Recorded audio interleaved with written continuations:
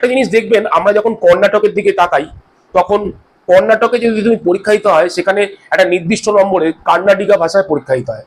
আসামে আসামি একটা মাস্ট। আপনি যদি তামিল তেলেগুতে যান, সেখানে তেলেগু ভাষা বা তামিল ভাষাতে সেখানে পরীক্ষা দেওয়াটা বাধ্যতামূলক। আবার যদি আপনি 5টা হিন্দি ভাষী রাজ্যে যান, সেখানে কিন্তু হিন্দি ভাষায় 300 নম্বরে পরীক্ষা দেওয়া বাধ্যতামূলক, উত্তরপ্রদেশ বা বিহারে। তাহলে আপনি যদি ঝাড়খণ্ডে যান, সেখানেও একটা বাধ্যতামূলক। আপনি যদি গুজরাটে যান, তাহলে গুজরাটি ভাষা বাধ্যতামূলক। তাহলে ইউপিএসসি রুলে কিন্তু এটা আছে যে আপনি যখন স্থানীয় যে সিভিল সার্ভিস নেবেন বা রাজ্যের যে সিভিল সার্ভিস নেবেন, সেখানে কিন্তু স্থানীয় যে ভাষাটা প্রাধান্য পায়।